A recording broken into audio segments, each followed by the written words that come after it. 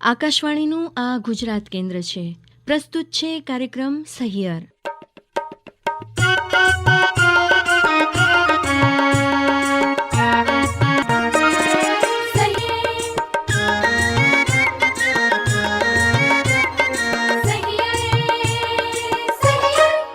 નમસ્તે બહેનો, નમસ્તે જિજ્ઞાબેન. નમસ્તે બહેનો, નમસ્તે ચૈતાલીબેન. જિજ્ઞાબેન, શબ્દો સમજાય અને ન વાગે એ બહુ જરૂરી છે. અને સંબંધ સચવાય અને મન ન કચવાય ને એ બહુ જરૂરી છે. નીકળી જઈએ આપણે ગમે તેટલા આગળ સત્યની શોધમાં, પણ સમય રહેતા પાછું વળાય એ બહુ જરૂરી છે. લંબાઈ માપીને શું કરીશું આ જિંદગીની? દુઃખના દિવસો જલ્દીથી અને સુખના દિવસો ધીરે ધીરે જાય ને એ બહુ જરૂરી છે. અંતે ભળી જવાનું છે રાખમાં એ જાણીએ છીએ, છતાંય દોડતા જઈએ છીએ, કારણ કે દીપક બુઝાય ને એ પહેલાં ઝળહળી જવાય એ બહુ જરૂરી છે. મિત્રતાનું ક્ષેત્રફળ માપવાનું સમીકરણ ભલે અલગ હોઈ શકે, લંબાઈ અને પહોળાઈ માપવામાં ઊંડાઈ વિસરાઈ ન જાય ને એ બહુ જરૂરી છે. સંવાદ સર્જાય કે નહીં એ અગત્યનું નથી, પણ આપણે જે એકબીજાને જોઈને આંખો ચમકી જાય છે ને એ જ બહુ જરૂરી છે. અને ચૈતાલીબેન, હસીએ, રડીએ, અથડાઈએ કે પછડાઈએ, જાઈએ ઉપર કે નીચે પડી જઈએ, અસ્તિત્વથી અંત સુધી આપણે ઝઝૂમતા રહીએ ને એ બહુ જરૂરી છે. શબ્દો સમજાય અને ન વાગે એ બહુ જરૂરી છે. અને સંબંધ સચવાય અને મન ન કચવાય ને એ બહુ જરૂરી છે. ચૈતાલીબેન, આ સરસ મજાની એક કવિની પંક્તિ આપણને ઘણું બધું શીખવી જાય છે કે આપણું અસ્તિત્વ છે ને એનો સ્વીકાર કરવાનો છે, અસ્તિત્વનો અહેસાસ કરવાનો છે, અને આપણી જિંદગીની લડાઈ છે ને એ આપણે જાતે જ લડવાની છે. જિજ્ઞાબેન, ઉંમરનો પણ એક ચાર્મ છે.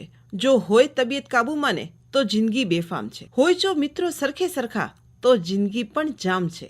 કોઈ સાંભળે ગીત મજાના, માથે ઘસે કોઈ બામ છે.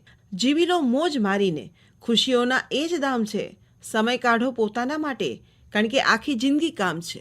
કારણ કે જિજ્ઞાબેન, આપણી બહેનો આખો દિવસ આપણે કહીને 24/7 કામ ને કામ જ હોય. એકદમ સાચી વાત કરી કે આપણી બહેનો છે ને એ ઘડિયાળના ટકોરે કામ કર્યા જ કરે છે. અને એ કામની વચ્ચે જો આપણે મનોરંજનનું કામ આપીએ તો ચોક્કસથી ચાલો એક સરસ મજાનું બહેનોને ગીત સંભળાવી દઈએ. આજે આપણે સ્ત્રીઓ અને મહિલાઓ માટેના કાયદાઓ વિશે ચર્ચા કરશું. અને એ માટે આપણે સ્ટુડિયોમાં આમંત્રણ આપ્યું છે જાણીતા એડવોકેટ શિલ્પા ગોરને. નમસ્તે શિલ્પાબેન. નમસ્કાર.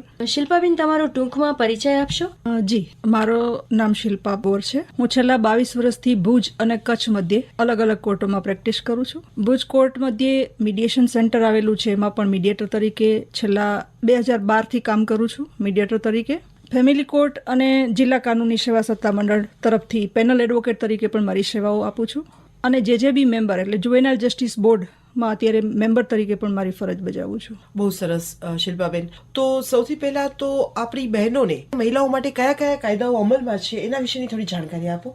જી, મહિલા માટે ઘણા બધા કાયદાઓ છે, જેમાં સૌપ્રથમ એક CRPC ક્રિમિનલ પ્રોસિજર કોડમાં 125 તળે ભરણ પોષણ મેળવવા માટેનો એક કાયદો છે. પછી ડોમેસ્ટિક વાયોલન્સ એક્ટ છે, જે ઘરેલું હિંસા તરીકે ઓળખાય છે. માનવ અધિકારોના રક્ષણ તળેની જોગવાઈઓના અલગ અલગ કાયદાઓ છે. મહિલાઓને રક્ષણ આપવા માટે રાષ્ટ્રીય કમિશન અધિનિયમ ઘડવામાં આવેલ છે. હિન્દુ સ્ત્રીઓ માટે હિન્દુ લો અન્વયે પણ રક્ષણ આપવામાં આવેલ છે.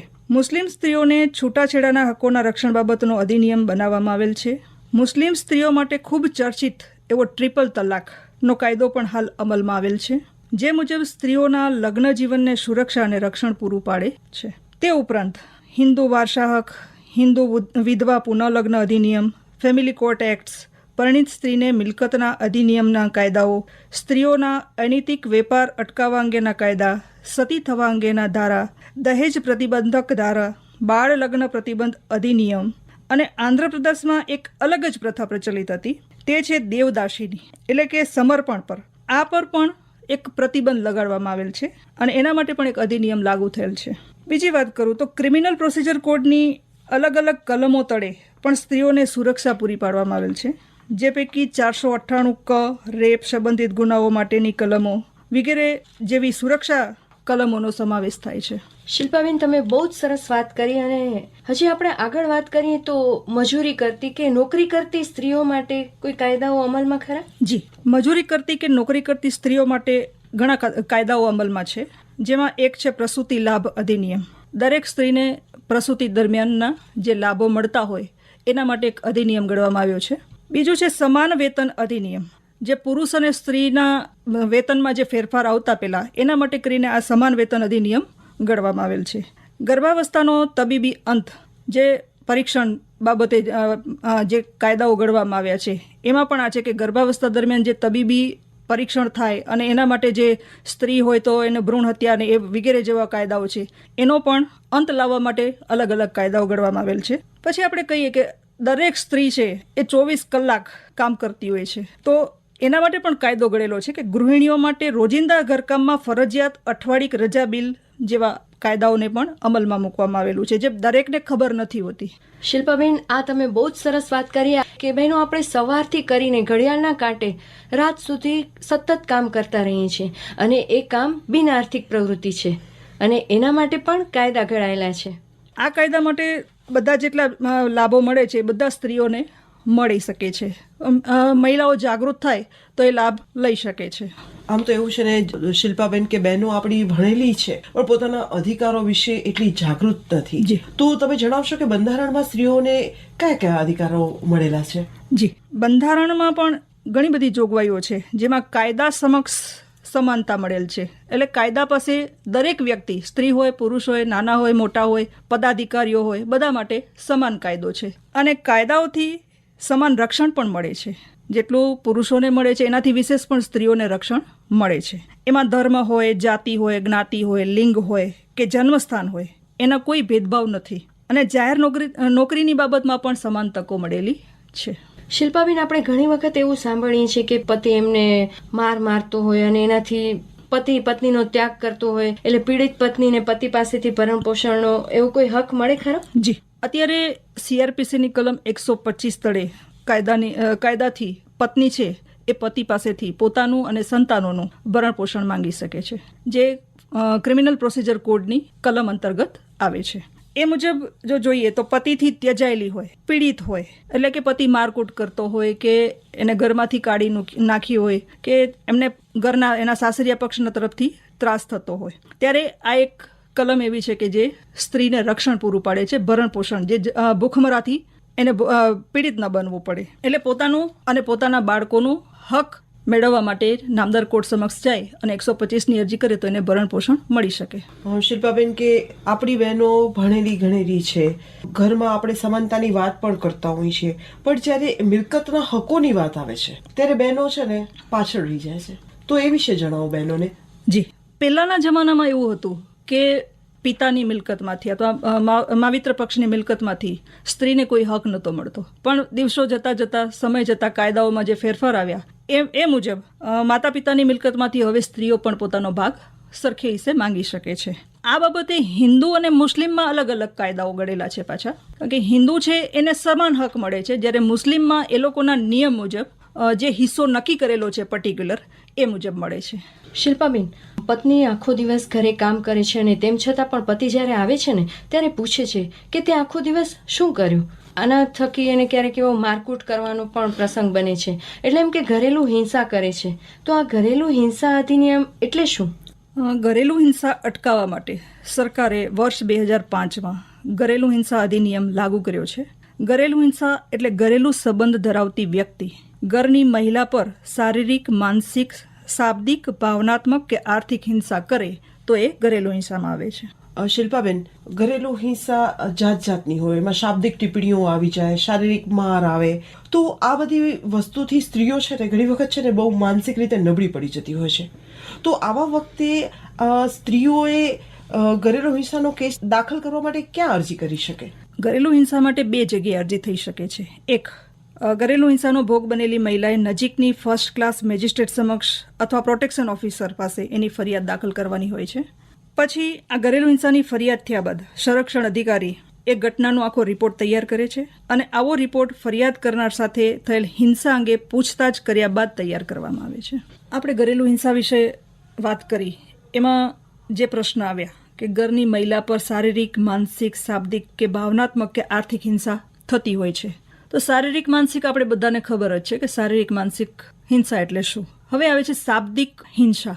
શાબ્દિક હિંસા એટલે ઘણી વખત સાસરિયા તરફથી એવું કહેવામાં આવે કે તારી મમ્મીએ અથવા તારા માવતરે તને કંઈ શીખવાડ્યું નથી, તને કંઈ આપ્યું નથી, તો ફુવડ છે, તને કોઈ જ્ઞાન નથી આપ્યું, ભણેલી ગણેલી છો પણ કોઈ તારામાં સંસ્કાર નથી. આવા ઘણા શાબ્દિક મેણા ટોણા મારવામાં આવતા હોય છે. બીજું છે ભાવનાત્મક. ઘણી વખત સામી વ્યક્તિને એટલી હદે ભાવનામાં વહેવડાવી અને એને પોતાના વશ કરવા માટે કરીને એવા શબ્દોનો ઉપયોગ થતો હોય છે, જેને ભાવનાત્મક હિંસા કહી શકાય.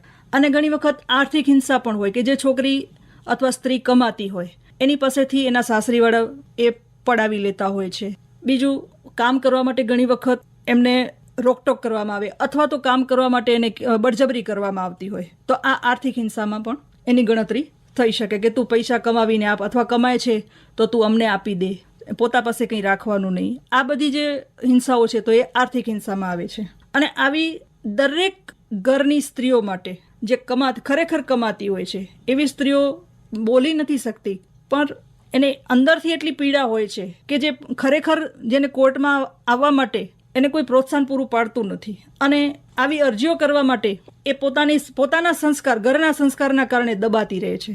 જેને ખરેખર જરૂર છે, જેને ખરેખર આવી હિંસાઓના ભોગ બનેલી વ્યક્તિઓ છે, એને બહાર આવવા માટે આવી પ્રવૃત્તિઓ માટે કોર્ટો છે ઘણી વખત અદાલત શિબિરો કરતી હોય છે, લોક અદાલતો યોજતી હોય છે.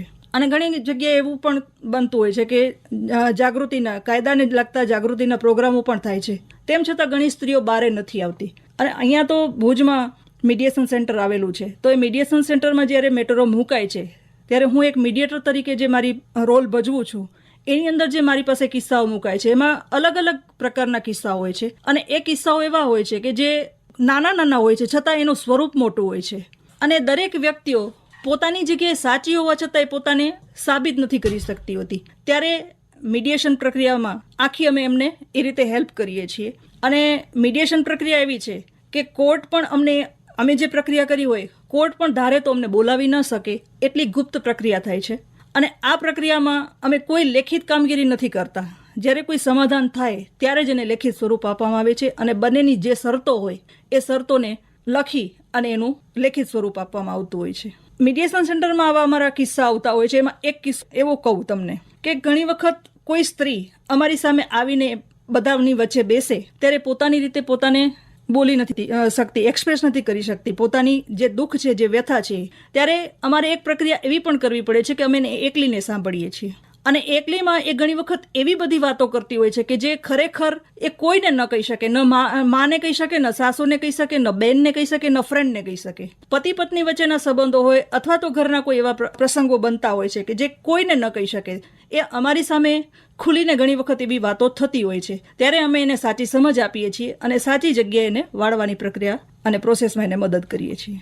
શિલ્પાબેન, આ તો તમે વાત કરી ઘરેલું હિંસાની, ઘરમાં આવી કોઈ હિંસા થતી હોય પણ કોઈ સ્ત્રી બીજી સ્ત્રી વિરુદ્ધ આવી ઘરેલું હિંસાની ફરિયાદ કરી શકે? જી, એક જ ઘરમાં મહિલાઓ રહેતી હોય, જેવી રીતે સાસુ, નણંદ, દેરાણી, જેઠાણી, તો આવી મહિલાઓ વિરુદ્ધ પણ ઘરેલું હિંસા અંતર્ગત ફરિયાદ થઈ શકે છે. પણ ઘણી વખત છે ને તે કેસ નોંધાવા જાય ત્યારે આપણે ઘણી વખત પુરાવા માંગવામાં આવે, તો એના માટેના કાયદાકીય પુરાવા હોવા શું જરૂરી છે? જી, ઘરેલું હિંસાના કાયદામાં એવું છે કે જ્યારે અરજદાર બેન ખુદ એમ કહેતી હોય કે મારા ઉપર આવી હિંસાઓ થયેલી છે તો એ કાફી છે.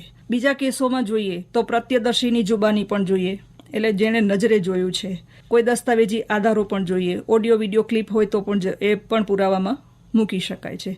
આવા ઘણા બધા આધાર પુરાવા સાથે પણ આપણે સાબિત કરી શકીએ. પણ જો એ ન હોય તો અરજદાર, જે ફરિયાદી પીડિતા બેન છે, એ પોતાની જુબાની આપી અને સોગંદ ઉપર એ જુબાની આપે તો એને પણ નામદાર કોર્ટ ધ્યાને લે છે. અને જ્યારે ઘરેલું હિંસા અધિનિયમ અંતર્ગત મહિલાઓ પોતાના સાસરે રહેવાનો હક ધરાવે? જી, જ્યારે ઘરેલું હિંસા થતી હોય અને ઘરમાંથી પતિએ અથવા સાસરીવાળાએ એને કાઢી નાખી હોય ત્યારે એને જો ઘરે પરત જવું હોય તો એ ઘરમાં પરત જવા માટે નામદાર કોર્ટને અરજી કરે અને માંગણી મૂકે તો નામદાર કોર્ટ એવી વચગાળાની અરજી પણ મંજૂર કરી શકે છે અને કાયમી પણ એવો રહેઠાણનો હુકમ કરી શકે છે. અને એમાં આ હિંસાના કાયદા હેઠળ જે પીડિત સ્ત્રી હોય એને અદાલત રક્ષણ પૂરું પાડે? જી, એમાં ઘણા બધા અલગ અલગ એવા પ્રશ્નો છે કે જેમાં જે હુકમો નામદાર કોર્ટ કરી શકે છે. એ મુજબ અદાલત પીડિતાને રહેઠાણનો હુકમ કરી શકે, ભરણપોષણનો હુકમ કરી શકે, બાળકની કસ્ટડીનો હુકમ કરી શકે. ઘણી વખત એવું થતું હોય કે નાનું બાળક છીનવી લીધું હોય ત્યારે બાળકની કસ્ટડી માટે પણ આ કાયદામાં જોગવાઈ છે. વળતરનો હુકમ તથા વચગાળાના યોગ્ય અને ન્યાયિક હુકમ પણ નામદાર કોર્ટ કરી શકે છે. અને ઘરેલું હિંસામાં કોઈ રક્ષણાત્મક હુકમ થઈ શકે? જી, જો અદાલતને પ્રથમ દ્રષ્ટિએ એવું લાગે, ખાતરી થાય કે ઘરેલું હિંસા થઈ છે અથવા એવી સંભાવના છે કે થશે, તો અદાલત મહિલાની તરફેણમાં રક્ષણ હુકમ પસાર કરી તાત્કાલિક રાહત આપી શકે છે. અને રક્ષણ અધિકારીને જરૂરી લાગે તો પોલીસની મદદ લઈ અદાલતના હુકમનું અમલીકરણ પણ કરાવી શકે છે અને મહિલાને રક્ષણ પૂરું પાડી શકે.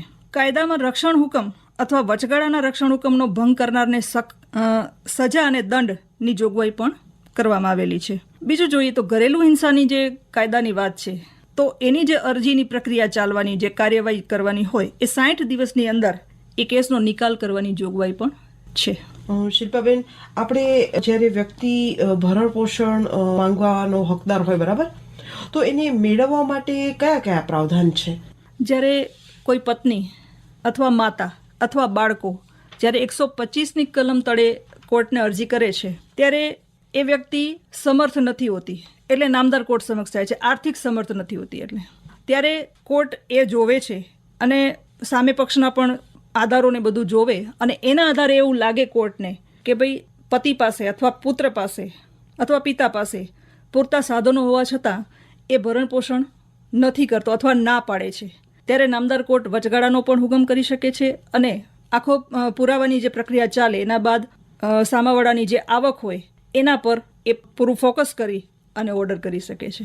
શિલ્પાબેન, તમે વાત કરી કે ભરણ પોષણ કલમ 125ની, તો આ ભરણ પોષણ કલમ 125 હેઠળ એ મેળવવા માટે કઈ કઈ શરતોનું પાલન થવું જરૂરી છે? એમાં એક એવું છે કે પોતાનું ભરણ પોષણ કરવા જે વ્યક્તિ અશક્તિમાન હોય, બીજું સામાવાળા પાસે આવકના પૂરતા સાધન હોવા છતાં એ ભરણ પોષણ ન કરે અને પોતાને અલગ રહેવા માટે પૂરતા અને વ્યાજબી કારણ હોય. આની હું થોડી છણાવટ કરું તો અલગ રહેવા માટેના કારણો એટલા માટે કે ઘણી વખત કોઈ પુરુષને બીજા સ્ત્રી સાથે આડા સંબંધ હોય અથવા કોઈ શારીરિક તકલીફો હોય અથવા બીજું માનસિક તકલીફો હોય, ત્યારે કોઈ સ્ત્રી એના પતિથી અલગ રહેવા માંગતી હોય અને એ સાબિત કરી શકે તો એ અલગ રહેવા માટેના પૂરતા કારણ છે અને વ્યાજબી કારણ છે. અને આ જ્યારે કાર્યવાહી ચાલતી હોય એ દરમિયાન ધારો કે વચગાળાનું ભરણ પોષણ જોઈતું હોય તો એ મળી શકે? જી, ચોક્કસ મળી શકે. ભૂખમરાની સ્થિતિ ઉદ્ભવે નહીં એ માટે આ ખાસ એક જોગવાઈ કરવામાં આવેલી છે અને એ મૂળ અરજીના ગુણદોષ ઉપર નિકાલ થાય ત્યાં સુધી સમયગાળો ઘણી વખત જતો હોય છે. એટલે આ વચગાળાના ભરણ પોષણની એક કાર્યવાહી અને જોગવાઈ આમ અદાલતે મૂકેલી છે. શિલ્પાબેન, હિન્દુ મેરેજ એક્ટ એ અન્વયે કોઈ પત્ની પતિ પાસે ભરણ પોષણ માંગી શકે? જી હા, ચોક્કસ માંગી શકે. હિન્દુ મેરેજ એક્ટની કલમ 24 તળે વચગાળાનું ભરણ પોષણ માંગી શકે છે, કાર્યવાહીનો ખર્ચ માંગી શકે છે અને અરજી કરી અને એને આ વસ્તુ માંગવી પડે છે. કલમ 25 તળે અદાલત કાયમી ખોરાકી, પોશાકી અને ભરણ પોષણ માટે અરજી કરે તો એ મંજૂર કરી શકે છે. બહેનો, આપણા આજના 21મી સદીના સમયમાં પણ દહેજનું દૂષણ તો હજી એટલું જ છે. તો શિલ્પાબેન, લગ્ન પહેલા જો દહેજની માંગણી કરવામાં આવી હોય તો શું એ ગુનો બને? જી, ચોક્કસ બને છે. એસ ગોપાલ રેડ્ડી વર્સિસ આંધ્રપ્રદેશ રાજ્યના કેસમાં સુપ્રીમ કોર્ટે એવું ઠરાવેલું છે કે દહેજ પ્રતિબંધક ધારાની જોગવાઈ માત્ર દહેજ સ્વીકારવાની બાબત જ નહીં, પરંતુ લગ્ન અગાઉ પણ જો દહેજની માંગણી કરી હોય તો તેના પર આ કાયદો છે રોક લગાવે છે. બહેનો, આમ જોઈએ ને તો ફરજ અને હક બંને એક સિક્કાની બે બાજુ છે, પણ આપણે છે ને ફરજ અદા કરીએ છીએ પણ આપણા હક શું છે ને એ અંગે જાગૃત નથી.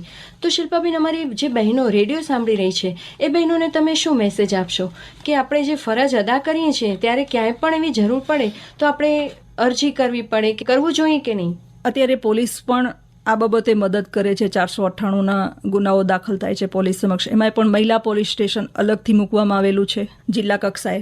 બીજું મીડિયેશન સેન્ટર ભુજ મધ્યે આવેલ છે કચ્છ જિલ્લાનું. તો એમાં પણ જો અરજી મૂકે, કોઈ પણ કોર્ટમાં અરજી દાખલ કરતા પહેલાં મીડિયેશન સેન્ટર મધ્યે, સમાધાન કેન્દ્ર મધ્યે આવી અરજી કરે તો ત્યારે સમાધાન કેન્દ્ર પણ એને મદદ કરે છે. અને એને ઘણી વખત એવું હોય છે કે સ્ત્રી પાસે કોઈ નાણાકીય જોગવાઈ નથી હોતી, ત્યારે આવી મહિલાઓને ફ્રીમાં પણ વકીલ રોકી સરકાર તરફથી અને કેસ લડવા માટે મદદ પૂરી પાડે છે. એટલે આપણી ગવર્મેન્ટ ફ્રીમાં પણ અરે વાહ, તો બહુ જ સરસ કહેવાય. શિલ્પાબેન, આજના સમયમાં સ્ત્રીઓ શિક્ષિત થઈ છે, ત્યાર પછી તેઓ પોતાને પગભર થવા માટે નોકરી કરવાની ઈચ્છા ધરાવતી હોય, પણ ઘણી વખત ઘરમાંથી પુરુષ સભ્ય હોય કે ઘરમાં ત્યાં ઘરના મેમ્બર છે પરણ્યા પછીનું, તો તેઓ ઘણી વખત એમના માટે એમને પરવાનગી લેવી પડતી હોય છે. તો આ વિશે જણાવો અમને થોડું. જી, પહેલાંના વખતમાં જાહેર રોજગાર કે નોકરી માટે અરજી કરતા અગાઉ પતિ, પિતા કે ઘરના પુરુષ સભ્યની પરવાનગી જરૂર રહેતી, પરંતુ આવી જાહેરાત સ્ત્રી અથવા પત્ની એના સમાનતાના હકના મૂળભૂત અધિકારનો ભંગ કરે છે અને એ બંધારણમાં સ્ત્રીને રક્ષણ મળેલ છે કે જો એને નોકરી કરવાની ઈચ્છા હોય, એને પગભર થવાની ઈચ્છા હોય તો ત્યારે એને પુરુષ સભ્ય ના ન પાડી શકે. શિલ્પાબેન, તમે અમારી બહેનોને ખૂબ સરસ મજાની જાણકારી આપી અને કાયદાની સમજ આપી કે તમે તમારી ફરજ અદા કરો છો તો હક માટે પણ જાગૃત રહ્યો.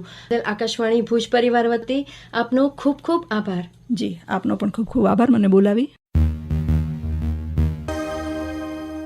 બહેનો, હમણાં જ આપે જાણીતા એડવોકેટ શિલ્પાબેન ગોર પાસેથી મહિલાઓ અને કાયદા વિશે સરસ મજાની જાણકારી મેળવી. ચૈતાલીબેન, સંબંધ એટલે શું? સંબંધ એટલે જે ન કરે કોઈ માંગણી, સમજે એકબીજાની લાગણી, જે ઝાલી રાખે આંગળી, જેના વગર દુનિયા લાગે પાંગડી, જે બાંધતા નથી જોડે છે, શંકાઓને પાછળ છોડે છે, સ્વજનો માટે દોડે છે, સ્વાર્થને તરછોડે છે. તો બહેનો, આપણા આ સંબંધને આ જ રીતે આપણા કાર્યક્રમ દ્વારા બરકરાર રાખીએ. એ સાથે જ આજના કાર્યક્રમને અહીં વિરામ આપીએ છીએ. આવજો બહેનો, આવજો ચૈતાલીબેન. આવજો બહેનો, આવજો જિજ્ઞાબેન.